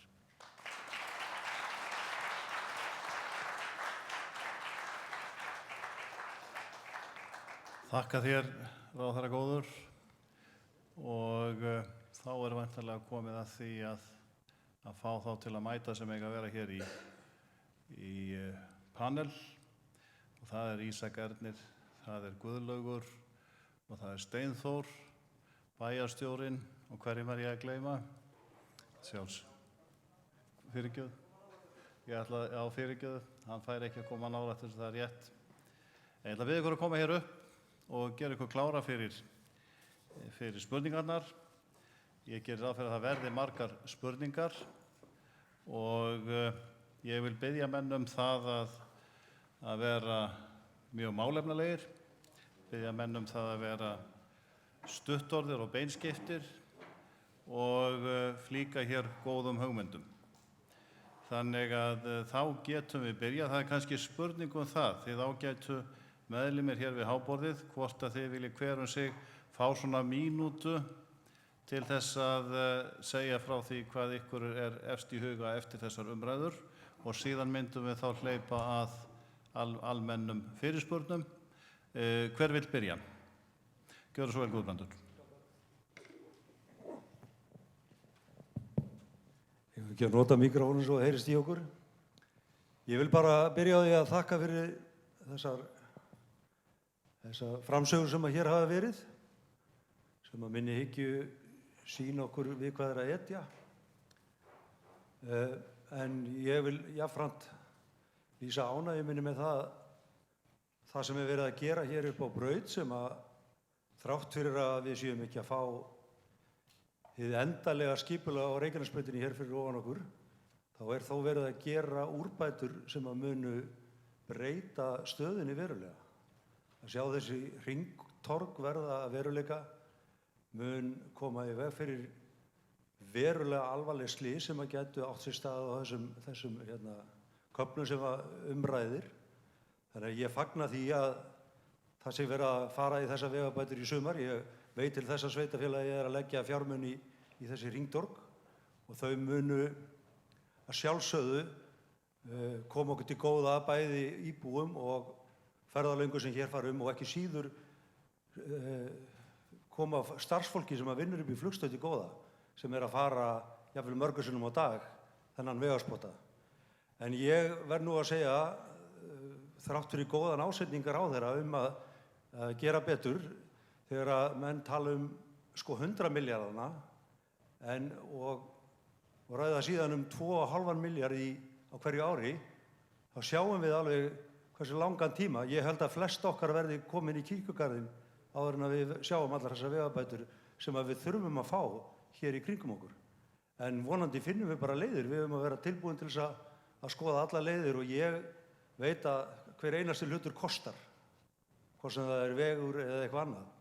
Þannig að það er ekkert frítt í þessari tilvilu. Þannig að ég er tilbúin til að hlusta á alla möguleika. Já, örstutta sem að er mér efst í huga eftir þessa framsögur komandi svolítið úr þessum félagsmála geira sem að ég kom nú úr inn á þing, hafandi verið í forystu fyrir björgunarsamtökin í mörg ár, þar sem að samstaðan og var styrkurinn, að þá er mér nú eiginlega efst í huga þakklæti til þeirra sem að vinna þessum málum fyrir okkur, eins og FIB með þetta Eurorapp verkefni. Þetta er alveg einstakt. Við skulum vera hér með sérfræðing á þeirra vegum sem að kortleggja allt landið, vegakerfið. Ég hef fengið fyrirlestra á yfirferð, þetta er mjög faglega gert. Þetta er félag áhugamanna sem að vinna þessa vinnu í þágu okkar allra. Og það er mér ofarlega í huga eftir framsögurnar að þakka fyrir það og eins þá stopphópurinn fyrir þá vinnu og þá samstöðu sem hann hefur náð saman með íbúum svæðisins og langt út fyrir það og þeim árangri sem það er að skila. Það sýnir okkur það hvað samstaðan getur skilað okkur þegar við tökum saman höndum. Já, þegar við horfum yfir þetta svið sem við erum búin að tala um og þá eru þau peningandi sem koma auðvitað fyrst upp hjá okkur.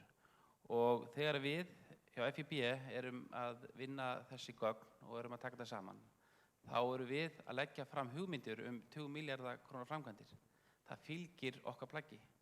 Þannig að sjálfsögðu þegar við heyrum hugmyndir vegtolla og aðra leiðir, þá auðvitað viljum við hlusta. Við vorum aftur á móti árið 2010 að ræða þessi mál og þá var ákveðið að fara ekki í vegtolla leiðina. En við teljum að það séu ýmsar leiðir til og við viljum og við erum búin að fá þetta bréf frá Jóni þar sem hann kallar eftir samstarfi við okkur og fleiri sveitarstjórnir og fleiri til þess að leita leiða til að búa til fjármagn. Og ég kasta bara fram einni lítilli hugmynd sem að við höfum rætt á okkar stjórnarfundum. Það er það að það er hægt að kaupa svokallaða límmiða sem að myndi þá fara í bifreiðar sem fara út á þjóðvegina. Og þá verðum við ekkert endilega einskorða okkur við ákveðna vegi. Það myndi þá dreifast jafnt á alla landsmenn.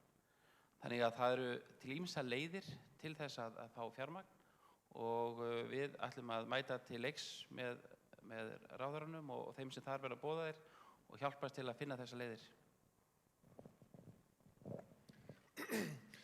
Já, mér finnst bara gaman að heyra í samgönguráðherra. Mér finnst hann áhugasamur sitt svið og mér langar til að hrósa vegagerðarmönnum. Þeir fá ofta á baukinn fyrir seinagang og hægvinnubrögð, en ég verð að hrósa þeim samt. Þeir hafa gert alveg ótrúlega mikla hluti fyrir okkur suður frá því að við byrjum að hamast í þeim 2008.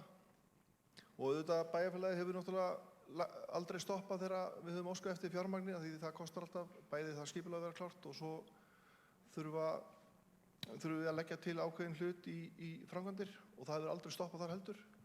Þannig ég er bara spenntur fyrir því ef að Jón Gunnarsson fer að móka inn peningum í innan lið þá munum vegagerðarmenn halda fram að hjálpa okkur.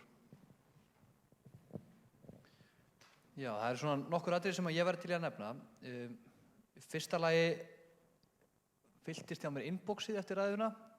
Það eru á 15.000 manns að fylgjast með okkur á vef Víkurfrétta og ég biðst afsökunar á því að ég var að tala um samstöðu Njarðvíkinga með Keflavík í körfunni. Það var eina sem satt eftir. Þannig að þeirri afsökunarbeiðni er komið á framfæri. Mér langar bara svona aðeins að koma með nokkra staðreyndir. Reykjanesbraut, af því að ráðherra nefndi það áðan, tala um einn annarsamasta veg landsins, en þá er staðreyndin sú að Reykjanesbrautin er umferðarmesti þjóðvegur utan þéttbýlis. Við erum ekki að tala um Miklubraut, Kringlumýrarbraut, við erum að tala um þjóðveg utan þéttbýlis.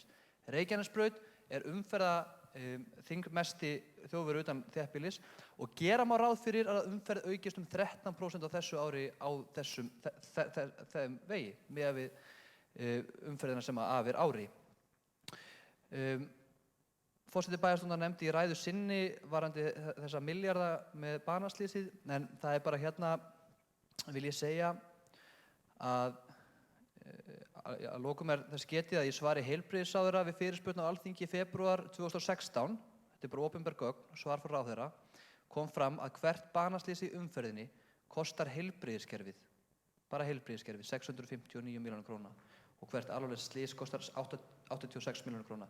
Það er reyndar ósanngjarnt að tala að banaslys kosti peninga, það er ósanngjarnt. En þetta er allavega svona tölur sem eru til grundvallar.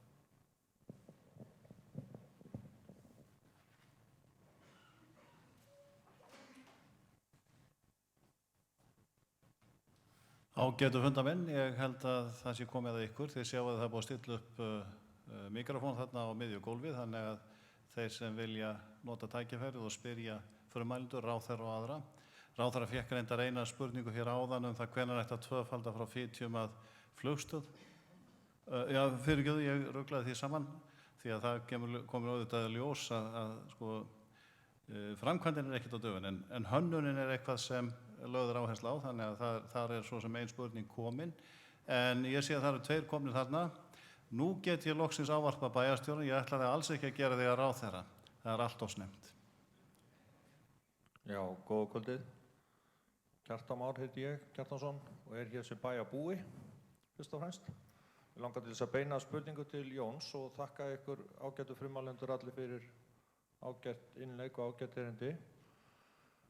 Þar sem að vegtollar eru eins og í Hvalfjarðargöngum og víða erlendis, þar hafa menn val aðra leið sem oftast ókeypis, þó hún sé hægfara í samanburði við kannski hraðbrautir eða eins og í Hvalfjarðargöngunum þá geta menn farið fyrir fjörð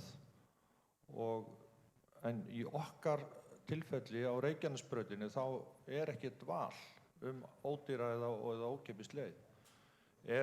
Er það pælingin, Jón, að gera þetta þannig úr garði að þeir sem vilja stytta sér leið fara hraðar og tilbúin að borga fyrir það, þeir geti gert það og þeir sem vilja þá fara hægfara leið geti þá valið það í okkar tilfelli?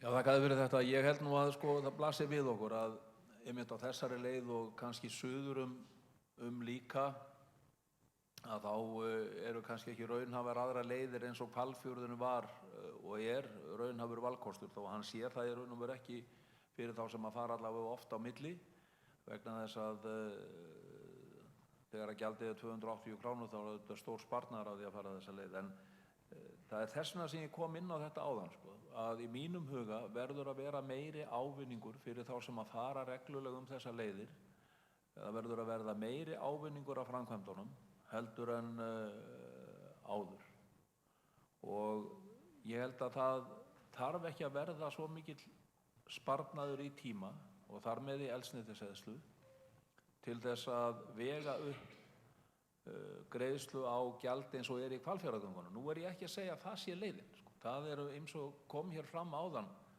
Það eru margar mögulega leiðir í þessu og við munum auðvitað leita fordæma erlendis. Það engin tilviljun að það eru flestar þjóðir búnar að taka upp svona kerfi eða að taka þetta upp. En ef við förum þessa leið, þá þurfum við bara að finna sanngjarna leið fyrir þá sem að nota þessi samgöngumannvirki mjög reglulega vegna vinnu eða skóla eða eitthvað slíkt og ávinningurinn verður þegar upp verður staðið að vera meiri fyrir þá heldur en var.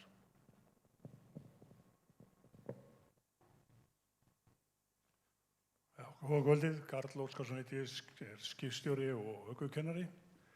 Ég mjög ánægður með framsögunar hérna og hvað lagt mikið upp úr öllu þessu bættri samgöngu. En það eitt sem stingur mig sérstaklega að það aldrei minnst á mannlega þáttinn. Hvað getum við gert til þess að fá fólk til þess að hugsa jákvætt og skemmtilegt til umferðarinnar? Upplifun mín sem ökukennari svo að þetta eiginlega bara frumskógur. Meira að segja sko, fólk gefur okkur til dæmis fingurinn, steytir í einhvern hnefa, flautar á okkur og bara illgjarnt við ökunema og það lýsir best hversu slæmt viðhorfið Og svo það annað líka, ég minntist á að ég væri skipstjóri, banaslys til sjós voru fjölda mörg fyrir nokkrum árum síðan. En hvað gerðist? Sjómannaforustan og allir sem koma að beittu sig fyrir fræðslu og endurmenntun með þeim árangri að það eru engin banaslys á íslenskum sjómönnum síðustu 5 árin. Er ekki eitthvað sem við þurfum að gera til þess að bæta virðingu okkar við umhverfið? Það er fullt af fólki hér inni sem ég veit og mæti dagstaglega sem að keyri með aðra hönd á stýri og síman í hinni. Og við teljum okkur vera í forsvari fyrir bættri umferðarmenningu. Þegar ég var að læra til ökukennara þá var Robert Spano í forsvari fyrir nefnd sem ný umferðarlög og þar átti einmitt að setja fullt af góðum og gildum ákvæðum bætta umferðarmenningu og menntun og annað. En þetta dagaði upp í þinginu árið 2012. Þannig að nú er spurning minn til ykkar þingmanna hérna í salnum og ráðherra. Er einhver fyrirhugað að taka upp þetta plagg sem að til og að lagt gríðarleg vinna í og leggja áherslu á bætta kennslu og bara endurmenntun. Öll hér inni höfum við gott af endurmenntun í þessu. Það eru margar stéttir í landinu sem að þurfa á endurmenntun að halda, einu sinni tvisvar á ári jafnvel. Hafið í hyggju að taka upp umferðarlög og skoða þetta með að setja endurmenntun á okkur. Viljið þið svara þessar spurningu strax eða fá fleiri? Ég get brugðist við þessu bara örstutt. Já, það er fyrirhugað hjá okkur að vinna í því að taka upp umferðarlögin. Þau eru orðin svolítið barnsins tíma. Sú vinna er að fara á stað. Ég veit ekkert það hvað kemur inn í þá breytingu. Það verða fagaðilegar kallaðir til ásamt starfsfólki ráðuneytisins í að fara yfir þetta og hvort það verður sett einhver endurmenntunarskylda. Það hefur þetta mikið breyst í þessu undanförnum árum. Auknar kröfur eru verið gerðar sérstaklega til atvinnubílstjóra og þeirra sem eru svona á þeim vettvangi en það verður að koma í ljós hvernig niðurstaðan verður úr þessari vinnu. Gjörðu svo vel. Gott kvöld, Kristján Jóhannsson heiti ég, íbúi í Reykjanesbæ. Þakka ykkur kærlega góðar og áhugaður hér í upphafi. Beina spurningum mínum til samgönguráðherra. Nú er það þannig að veggjöld eða vegatollar eru eitthvað sem við ætlum að á með athygli og skoða. Sérstaklega líta til Hvalfjarðarganganna með tilliti til stórnotanda. En það er annað sem að vekur athygli og síðast í dag var viðtal við starfsmann Samgöngustofu sem að talaði mismun á og það þarf aldrei framar að greiða neitt kostnað við það að reka bílaleigu til ríkisins. Bílaleigubílar eru skoðaðir eins og fólksbílar, einkabílar, meðan atvinnutæki eru skoðuð hverju ári. Það leynist víða möguleikar til fjáröflunar. Lengi vel var það þannig að það var afsláttur af gististöðum, afsláttur af virðisaukaskatti, vegna þess að það mátti ekki hrófla við komu erlendra ferðamanna. Nú erum við komin í þá stöðu að við þyrftum helst að trappa það pínlítið niður. Er það ekki stéttin er ung? Nú er þetta fullreynt. Við sjáum fram á 2,5 milljón ferðamenn hér á næsta ári. Hitt er annað, hvenær ætla menn að vakna og setja á komugjöld? Það var reynt að setja hér á ferðamenn að passa, það tókst ekki, en það var það kannski tilraun, eins og vegatollarnir eru hjá þér. En komugjald, hóflegt gjald á ferðamenn sem koma til landsins, eins og við þekkjum þegar við erum að ferðast sjálf erlendis. Við borgum komugjöld til flestra landa í Evrópu, svo ég tala nú ekki Bandaríkin. Hvenær ætla þingmenn og ráðherrar að vakna upp við það að við höfum tækifæri núna, við þurfum ekki að mismuna neinum á grundvelli EES-samningsins, einfaldlega setjum gjaldið nógu lágt til þess að allir borgi og í heildarmyndinni þá finna menn ekkert fyrir 3, 5 eða 7 evrum á ferðalagi til Íslands. Ég held að þetta sé möguleikarnir sem við sjáum frammi fyrir og eftir að hafa hlusta á ræðu þína hér með öllum þessum stóru upphæðum, þá segi ég eins og félagi Guðbrandur Einarsson, ég held að okkur munum ekki endast ævin að bíða eftir þeim vegaframkvæmdum sem við þurfum á að halda. En kæmi það til greina að fara þá fyrr í aðgerðir gegn því að við og kæmi það til greina og hvar það statt að setja á komugjöld á erlenda ferðamenn eða hvað svo sem við köllum það og einnig að sækja peninga til annarra atvinnustarfsemi í landinu. Þakka þér fyrir. Það eru fleiri sem bíða en vill ráðherra svara þessu strax? Gjörðu svo vel. Já, þakka þér fyrir þetta. Þetta nú einmitt atriði sem oft spurt og eru mikilvæg. Komugjöldin hafa ákveðna annmarka og vegna þess að ef við leggjum á komugjöld þá þurfum við að leggja það líka á innanlandsflug, við munum líka leggja það á ferjur eins og Vestmannaeyjaferjuna og Breiðafjarðarferjuna og Grímseyjarferjuna og svo framvegis. Þannig að það hefur ákveðna annmarka og það þyrfti þá að koma til einhverja mótvægisaðgerða gagnvart þessum þáttum í samgöngum okkar. Ég hef þess vegna meira hallast að því sjálfur að við skoðum einhvers konar gjaldtöku á gistinætur og tók þátt í því með samtökum ferðaþjónustunnar síðastliðið sumar að smíða frumvarp til laga sem gerir ráð fyrir því að útvíkka mjög þennan gistináttaskatt, láta hann ná til skemmtiferðaskipa þegar við komin í lögsöguna og náttúrulega gististaða og svo framvegis allt land. En þetta kannski skattur sem gæti náð svona kannski 3 milljörðum á ári eitthvað svoleiðis með við svona raunhafa skattlagningu. Það nú kannski mjög svipað sem hægt að taka ef að komugjöldin yrðu, þá það kannski nettó aldrei meira heldur en það. Og ég held að sé ekki rétt að það sé algengt að við borgum þau til þau komin til Evrópulanda. Við borgum alls konar skatta þar aðra, til dæmis gistináttargjöld. Þannig að mér finnst þetta að vera mjög réttlætanlegt. Þetta núna í höndum ferðamálaráðherra Þórdísar Kolbrúnar að vinna með þetta. Hún hefur frumvarpi sem við smíðum síðastliðið sumar til meðferðar og að skoða það hvaða leiðir gott að fara í þessu. En mín skoðun sú að þetta gjald á að renna til uppbyggingar á ferðamannastöðum allt land.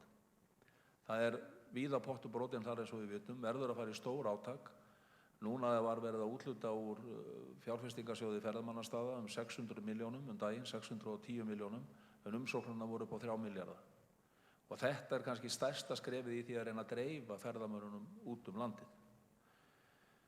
Nú varðandi hitt, hvaða áhrif hefur þetta á framkvæmdahraða ef við færum á staði að innheimta gjöld á þessum leiðum sem yrðu þá notuð til uppbyggingar á þessum leiðum. Og það liggur í augum uppi að gjöldin færu ekki neitt annað vegna þess að þetta byggir á því að fá lánsfé fyrir framkvæmdunum eins og var í Hvalfjarðargöngum og innheimta síðan greiðir það lánsfé tilbaka á einhverjum x árum.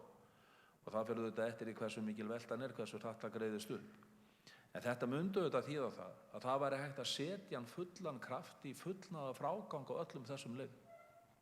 Við tækjum þessa leiðir allar út fyrir í samgönguáætlun og það yrði settur fullur kraftur í framkvæmdir. Og á öllum þessum leiðum eru tilbúnir kaflar. Það var spurt hér hönnunina áðan. Ég veit ekki nákvæmlega hver staðan á hönnuninni, ákveðin frumhönnun hefur farið fram, en ef að þessi ákvörðun tekin, þá eru samt kaflar á þessum leiðum, eins og Krýsuvíkurvegamótin voru tilbúin, hönnuð, þá eru kaflar á öllum þessum leiðum sem eru tilbúin til framkvæmda að vera að hefja strax framkvæmda við á næsta ári og við myndum auðvitað sjá gríðalegt átak á næstu 3-5 árum. Það stóri ávinningur. Það það sem við værum að borga fyrir. Og það það sem ég bið fólk að hugsa Að öðrum kosti mun þetta ganga mikið hægar hjá okkur.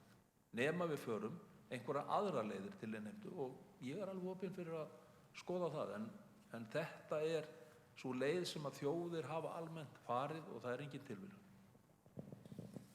Þakka þér fyrir. Mér leiðist nú að hljóma eins og kennari í skólastofu en það að segja ég bið menn að vera stuttorðað í fyrirspurnum. Við eigum eftir 35 mínútur af þeim tíma sem við ætluðum okkur og sjálfsagt eru margar spurningar þannig ég bið þá fundamenn sem vilja koma þeim á framfæri að stilla sér upp þannig að ég sjái til þeirra héðan. En gjörðu svo vel. Takk fyrir. Ég bara þakka fyrir góðar ræður hérna hjá ykkur frumælendum. Mér langar að beina sikkurri spurningunni, annars vegar til Steinþórs og hins vegar til Jóns ráðherra. Steinþór, þú talaðir að hluti Reykjanesbrautar gæti með litlum framkvæmdum orðið að 5 stjörnu vegi. Er FÍB búin að kostnaðargreina eða hvaða aðgerðir og hvað það myndi kosta? Mér langar líka að beina því kannski til bílstjóra ráðherra að hann keyri inn í Reykjavík á vinstri helmingnum og telji holurnar á leiðinni. Ráðherra getur kannski talið þær en ég efast að bílstjórinn hann fippast í því en þær eru óteljandi. Vinstri helmingurinn á leiðin inn eftir er ónýtur og ég skil ekki alveg í FÍB að reyta hann sem 3- og 4 stjörnu veg alla leiðin inn til, en það er kannski út af ljósunum, en yfirborðið er handónýtt. Mér finnst ráðherra setja svolítið, hann gefur okkur valkost, annarkvort takið tollinn eða þeir búið við holuna, Mér finnst þetta óraunhæft eða bara ósanngjarnt í raun og veru. Við greiddum, ég er ekki alveg búinn. En spurningin er? Ég er að koma að henni. Nú eru gjöld á bifreiðaeigendur 70 milljarðar á ári og FÍB, framkvæmdastjóri FÍB talaði það í viðtali daginn að bara helmingurinn af því, 35 milljarðar, dygðu bara í 3-4 ár til þess og þetta eru þessar 100 milljónir sem þú varst að taka.